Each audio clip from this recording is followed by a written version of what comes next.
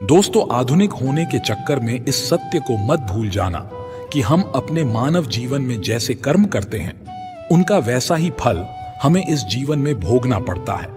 प्रत्येक कर्म का कुछ न कुछ फल होता है। नमस्कार साथियों, गहरे शब्द में आपका स्वागत है।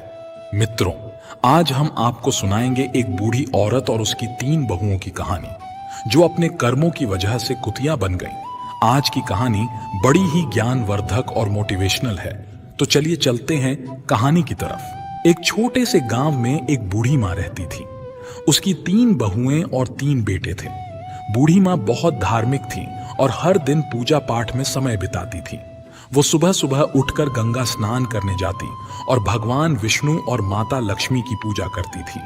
कार्तिक महीने में वो विशेष रूप से स्नान और पूजा करती थी। इस दौरान वो माखन मिश्री, दही मिश्री और तुलसी के पत्तों का भोग भगवान को चढ़ाती थी और प्रसाद अड़ोसी पड़ोसी में बांटती थी।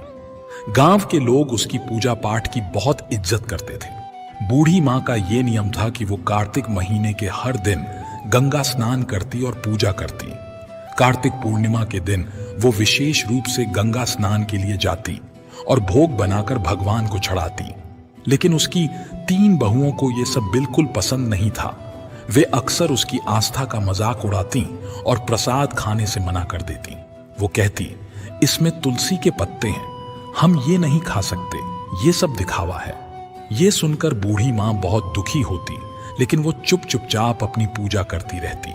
बूढ़ी माँ का पति कुछ समय पहले ही गुजर चुका था, इसलिए वो अब अकेली थी। उसके बेटे भी अपनी पत्नियों के कहने में आकर उससे दूर हो गए थे। अब वो सिर्फ अपनी पूजा पाठ में ही मन लगाती और पड़ोसियों में प्रसाद बांटती। लेकिन उसकी 3 बहुओं को यह सब बहुत बुरा लगता था। वे कहती, ये सास जब देखो तब पूजा पाठ में लगी रहती है, अनाप शनाप खर्च करती है, पंडितों को बुलाती है, दान पुण्य करती है। अगर ये मर जाए तो अच्छा हो, कम से कम ये खर्चा तो बचेगा। बूढ़ी माँ ने अपने 3 बेटों को बड़े प्यार से पाला था। उसने और उसके पति ने मिलकर उनकी परवरिश की थी। लेकिन अब जब उसे अपने बेटों की सबसे ज्यादा जरूरत थी, तब वे उससे मुंह मोड़ चुके थे। बूढ़ी माँ दिन रात भगवान से प्रार्थना करती और अपने बच्चों के लिए आंसू बहाती। वो कहती, हे भगवान, मैंने तो कभी किसी का बुरा नहीं चाहा, फिर मेरे साथ ऐसा क्यों हो रहा है। एक दिन बूढ़ी माँ अपने भगवान विष्णु और माता लक्ष्मी के सामने बैठी प्रार्थना कर रही थी। उसकी आंखों में आंसू थे और वो भगवान से कह रही थी, हे भगवान, मुझे इस दुख से मुक्ति दिलाओ, मेरे बच्चों का भला करो और उन्हें सही रास्ता दिखाओ। इस तरह बूढ़ी माँ ने अपने पूजा पाठ और दान पुण्य के नियमों को नहीं छोड़ा। लेकिन उसकी 3 बहुओं ने ठान लिया था कि वे अब इस घर में नहीं रहेंगी और बंटवारा करके अलग हो जाएंगी। वे सोचती थीं, अगर हम अलग हो जाएं तो अपनी मर्जी से रह सकेंगे और सास की पूजा पाठ के खर्चे से बच सकेंगे। 3 बहुओं ने एक दिन आपस में बात की और बंटवारे की योजना बनाई। उन्होंने अपने पतियों से कहना शुरू किया कि अब हमें अलग हो जाना चाहिए। छोटी बहू ने अपने पति से कहा, देखिए, बड़े भैया के बच्चे बड़े हो रहे हैं और हमारे बच्चे छोटे हैं। हमें अभी बहुत मेहनत करनी है, बच्चों को पढ़ाना है। अगर हम अलग हो जाएंगे तो अपने बच्चों की अच्छी तरह से देखभाल कर पाएंगे। सास का खर्चा बहुत ज्यादा है, हर समय पूजा पाठ में लगी रहती है और बहुत पैसा खर्च करती है। मझली बहू ने भी अपने पति को समझाया, देखिए, अब बंटवारा हो जाना चाहिए, हम अपनी मर्जी से रहेंगे। क्या खर्चा करना है, क्या नहीं करना है, ये हम खुद तय करेंगे। सास के नखरे और खर्चे अब बर्दाश्त नहीं होते। हमें अलग रहकर अपने बच्चों का ध्यान रखना है। बड़ी बहू ने भी अपने पति से यही बात कही। बच्चे बड़े हो रहे हैं, कल उनका शादी ब्याह करना है, पैसे कमाते रहेंगे और सास का खर्चा करते रहेंगे तो कैसे चलेगा। हमारे बच्चों का भविष्य सुरक्षित करना है तो हमें अलग होना ही पड़ेगा। 3 बहुओं ने अपने अपने पतियों को समझा बुझाकर उनके मन में बंटवारे की बात डाल दी। 3 भाई अब बंटवारे के लिए तैयार हो गए। गांव के पंचों को बुलाया गया और घर का बंटवारा करने की बात हुई। 3 बहुएं भी बंटवारे में हिस्सा लेने के लिए तैयार हो गईं। गांव के पंचों ने घर का 4 हिस्सों में बंटवारा किया, 3 बेटों के लिए और एक बूढ़ी माँ के लिए। घर का सारा सामान भी 4 हिस्सों में बांट दिया गया। बूढ़ी माँ अब अकेली रह गई। पंचों ने अपना फैसला सुनाया और चले गए। तीनों बहुओं ने अपना अपना सामान अपने अपने हिस्से में रख लिया। बूढ़ी मां के हिस्से में जो झोपड़ी थी वो उसमें रहने लगी। अब वो अकेली थी और अपने बेटों से निराश होकर अपने भगवान से प्रार्थना करती रहती थी। वो रोज सुबह जल्दी उठकर गंगा स्नान करती और भगवान विष्णु और माता लक्ष्मी की पूजा करती। वो पहले की तरह ही भोग बनाकर भगवान को चढ़ाती और फिर अड़ोस पड़ोस में प्रसाद बांटती। लेकिन अब वो बहुत अकेली हो गई थी। उसके तीनों बेटों ने उससे मुंह मोड़ लिया था और उसकी बहुओं ने उसे घर से बाहर कर दिया था। वो रोज भगवान से प्रार्थना करती, हे भगवान, मुझे इस दुख से छुटकारा दिलाओ, मेरे बच्चों का भला करो और उन्हें सही रास्ता दिखाओ। बूढ़ी मां के पास जो थोड़ा बहुत आटा, दाल और चावल था वो उसी से काम चलाती। वो सोचती है, अब मुझे अपनी जिंदगी इसी तरह गुजारनी पड़ेगी।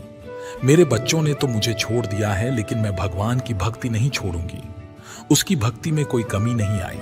वो हर रोज तुलसी के पत्तों से भगवान का पूजन करती और पड़ोसियों को प्रसाद बांटती। एक दिन जब बूढ़ी मां अपनी झोपड़ी में बैठी रो रही थी, तभी एक युवक आया।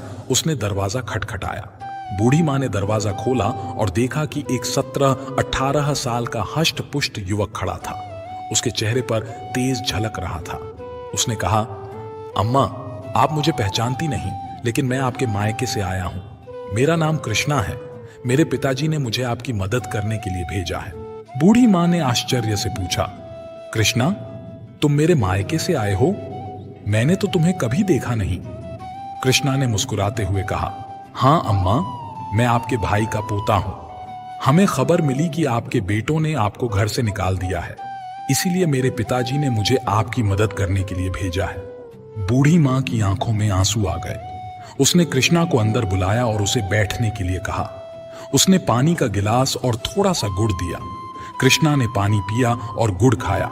फिर उसने अपनी थैली से कुछ खाने का सामान, कपड़े और दवाइयां निकाली। उसने कहा, अम्मा, ये सब सामान मैं आपके लिए लाया हूं। आप भूखी मत रहना, हम रोज आपको खाना भिजवाएंगे। बूढ़ी मां ने कृष्णा को आशीर्वाद दिया और कहा, बेटा, तुम्हारा बहुत बहुत धन्यवाद। तुमने मेरे लिए जो किया है उसके लिए मैं भगवान से तुम्हारे सुख समृद्धि की प्रार्थना करूंगी। कृष्णा ने बूढ़ी मां से विदा ली और वापस चला गया। बूढ़ी मां ने अपने भगवान का धन्यवाद किया और सोचा, भगवान ने मेरी प्रार्थना सुन ली, अब मैं भूखी नहीं रहूंगी। अब बूढ़ी मां को रोज खाना मिल जाता था। वो पहले की तरह ही भोग बनाकर भगवान को चढ़ाती और पड़ोसियों को प्रसाद बांटती। लेकिन उसकी तीनों बहुओं को ये सब देखकर बहुत जलन होती थी। वे सोचती थीं कि ये बुढ़िया आखिर कहां से इतना खाना ला रही है। इसके पास कोई कमाने वाला भी नहीं है, फिर ये इतना तंदुरुस्त कैसे हो रही है। तीनों बहुएं बूढ़ी मां की सेहत देखकर बहुत जलती थीं। वे सोचती कि बुढ़िया को हमने इसलिए अलग किया था ताकि वो जल्द ही भूखी प्यासी मर जाए, लेकिन ये तो और तंदुरुस्त होती जा रही है। एक दिन बहुओं ने फैसला किया कि वे बूढ़ी मां की झोपड़ी में जाकर पता लगाएंगी कि वहां क्या हो रहा है। अगले दिन जब बूढ़ी मां गंगा स्नान के लिए गई हुई थी, तभी तीनों बहुएं उसकी झोपड़ी में घुस गईं। वहां उन्होंने देखा कि झोपड़ी में दाल, चावल, आटा, मसाले, सूखे मेवे और कई तरह का अच्छा खाना रखा हुआ है। बहुएं हैरान रह गईं। वे आपस में बातें करने लगी कि ये बुढ़िया इतनी चालाक निकली।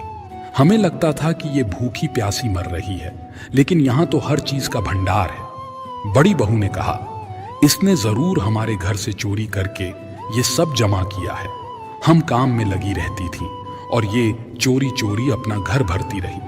अब इसे सबक सिखाना होगा। मझली बहू ने कहा, हाँ, हमें इसे मजा चखाना चाहिए। देखते हैं कि इसने यहां क्या क्या जमा किया है। छोटी बहू ने भी सहमति जताई। सही कहा, हमें इसके खिलाफ कुछ करना होगा। तीनों बहुएं झोली भर भर कर सामान अपने घर ले जाने लगीं। जैसे ही उन्होंने खाने का सामान उठाया, उन्होंने देखा कि उसमें तुलसी के पत्ते हैं। गुस्से में आकर उन्होंने तुलसी के पत्ते नाली में फेंक दिए। ये देखकर वे और भी क्रोधित हो गईं और सामान उठाकर बाहर जाने लगीं। तभी एक अजीब घटना घटी। तीनों बहुओं ने देखा कि उनके हाथ पैर धीरे धीरे कुत्ते के पंजों में बदलने लगे। वे डर गईं और चिल्लाने लगीं, लेकिन कोई उनकी मदद नहीं कर पाया। कुछ ही पलों में तीनों बहुएं कुतिया बन गई। गांव में हड़कंप मच गया। बच्चों और पतियों ने जब ये देखा तो वे हैरान रह गए। उन तीनों के बच्चे चिल्लाने लगे, मम्मी कुतिया बन गई हैं, पापा देखो मम्मी को क्या हो गया। तीनों बहुओं के पति समझ नहीं पा रहे थे कि ये कैसे हुआ। उन्होंने कोशिश की कि कुतिया को घर से बाहर भगाएं, लेकिन वे घर छोड़ने को तैयार नहीं थी। वे अपनी भाषा में कुछ समझाने की कोशिश कर रही थीं, लेकिन कोई उनकी बात नहीं समझ पा रहा था। बच्चे रो रहे थे और पतियों को भी रोना आ रहा था। उन्होंने अपने बच्चों को संभालते हुए कहा, चलो अब कुछ नहीं किया जा सकता, हमें मां का इंतजार करना होगा, शायद वही कुछ हल बता सकें। गांव के लोग भी इकट्ठा हो गए और सोचने लगे कि ये अनहोनी कैसे हुई। सबने बूढ़ी मां की वापसी का इंतजार करने का फैसला किया। बूढ़ी मां को अब अपने रोज के जीवन में थोड़ी राहत मिल रही थी। कृष्णा रोज खाना लाकर रख जाता था और बूढ़ी मां भगवान का भोग लगाकर पहले की तरह प्रसाद बांटती थी। लेकिन उसे इस बात का कोई अंदाजा नहीं था कि उसके घर में क्या हो रहा है। उसे यही लगता था कि सब कुछ पहले जैसा ही चल रहा है। इधर तीनों बहुएं कुतिया बनकर घर के आंगन में बैठी थीं। उनके पतियों को घर का सारा काम करना पड़ रहा था। वे बहुत परेशान थे और अपनी पत्नियों की वापसी का इंतजार कर रहे थे। गांव के लोग भी इस अजीब घटना से हैरान थे। हर कोई यही कहता था कि ये सब बूढ़ी मां की भक्ति और उसकी तपस्या का फल है। गांव के कुछ लोगों ने बूढ़ी मां को गंगा स्नान के लिए जाते देखा।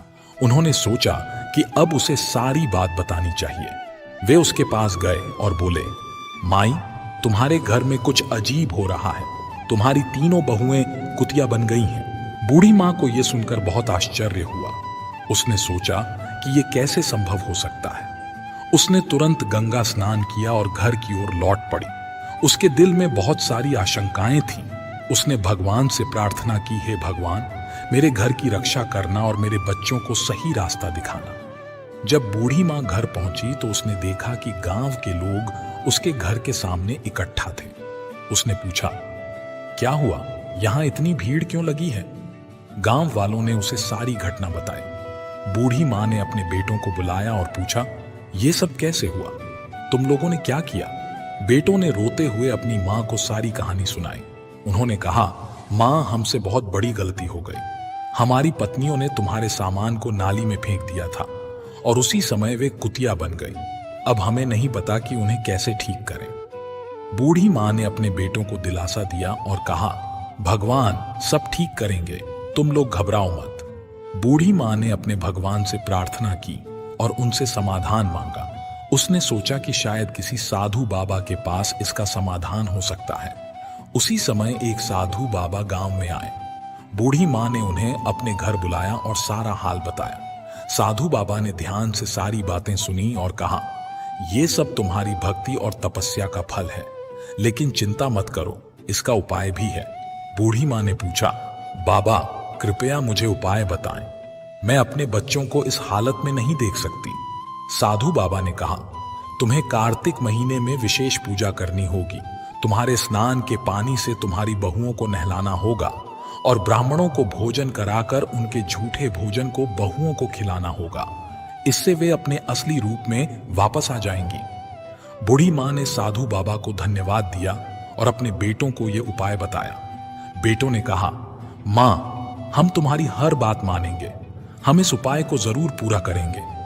बूढ़ी मां ने कार्तिक महीने की विशेष पूजा की तैयारी शुरू कर दी। उसके तीनों बेटे और गांव के लोग भी इस पूजा में मदद करने लगे। बेटों ने मिलकर पूजा का सारा सामान इकट्ठा किया और भगवान के लिए भोग बनाने की व्यवस्था की। हर सुबह बूढ़ी मां गंगा स्नान के लिए जाती और स्नान के पानी को एकत्रित करती। उसके बाद वो भगवान विष्णु और माता लक्ष्मी की पूजा करती और फिर अपने पड़ोसियों को प्रसाद बांटती।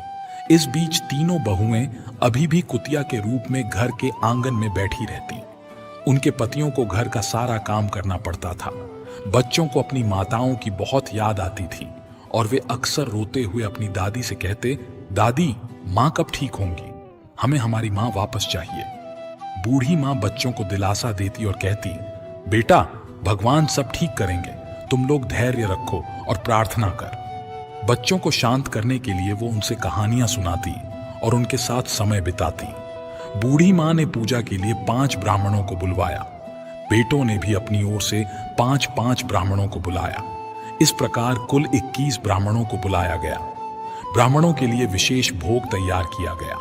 कार्तिक पूर्णिमा का दिन आया और बूढ़ी माँ ने अपने बेटों की मदद से ब्राह्मण भोज की तैयारी की। सुबह सुबह सभी ब्राह्मणों को आमंत्रित किया गया और उन्हें विशेष पकवान बनाकर खिलाया गया। ब्राह्मण भोज के बाद बूढ़ी माँ ने सबके पैर छुए और भगवान से प्रार्थना की, हे भगवान, मेरी बहुओं को उनके पूर्व रूप में वापस लाओ। मेरे कार्तिक स्नान और पूजा का फल उन्हें मिले। ब्राह्मणों ने तृप्त होकर भोजन किया और बूढ़ी माँ को आशीर्वाद दिया। उन्होंने कहा, माई, तुम्हारी पूजा और तपस्या सफल होगी। भगवान तुम्हारी प्रार्थना अवश्य सुनेंगे। ब्राह्मण भोज के बाद बूढ़ी माँ ने तीनों बहुओं को बुलाया। तीनों कुतियां भगवान के भोग के झूठे भोजन को बड़े प्रेम से खाने लगीं। बूढ़ी माँ ने उनके ऊपर गंगा जल छिड़का और उन्हें स्नान के पानी से नहलाया।